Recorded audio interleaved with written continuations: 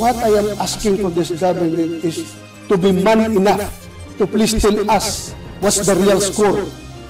Sabihin lang. Wala lang patalikod na transaksyon. You are our president. You are our leader. Huwag patago.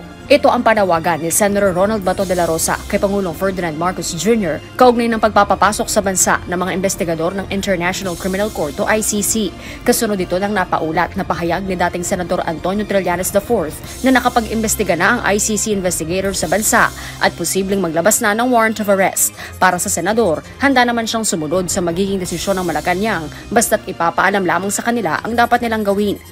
Para tayo sinaksak sa likod yan kapag gano'n, di ba? Dapat pagkahanyo kami kung pumayag kayo. Hindi na yung patago na magugulat na lang tayo, di ba? Unless I get a confirmation from official confirmation coming from the government, saka na ako maniwala. Bakit ako maniwala sa Marites? Hindi rin ako magpapahuli kapag hulihin nila ako. Dahil sabi nga ng presidente natin na hindi siya papayag. Gayunman, sakaling nagbago ang posisyon ng Pangulo, hindi anya siya sasama sa anumang destabilisasyon at mananatili pa rin anyang nakasuporta sa Administrasyong Marcos. At kahit pa arestuhin siya ng ICC, tuloy pa rin daw ang pagtakbo ni Senator de la Rosa sa Senado. God knows what's best for me. Pag sinabi niya, pinaka-the best sa'yo ba ito is doon ka sa loob ng kulungan, tunod ako kay Lord. Ako doon lang ko sa silda mga panya. Diba parili ko? Ang chances para manalo, bahala ng taong bayan. I leave it up to the people kung gusto nilang papanalunin yung isang senador na i-re-elect yung senador na nasa loob ng kulungan. Kung makulong man ako.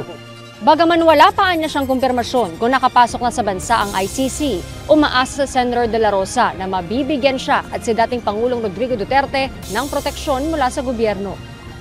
Samantala, posible namang bumalik sa politika si dating Pangulong Rodrigo Duterte. Sa isang panayam, sinabi nito na handa siyang tumakbo muli kung magkakaroon ng matinding dahilan. Kontento na anya siya sa naging panahon niya bilang Pangulo, pero mapipilitan umano siyang bumalik kung kakailanganin para magsalita sa mga mahahalagang issue.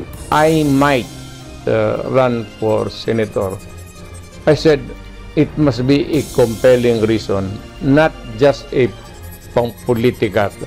Kung sakali merong compelling reason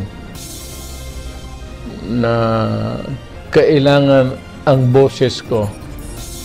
Pwede kasi magsalita ako sa civilian, but wala kang platform, not unlike a senator. Hardy Delgado, UNTV News and Rescue. Diyos ang aming sandigan, serbisyo publiko ang aming pinahahalagahan.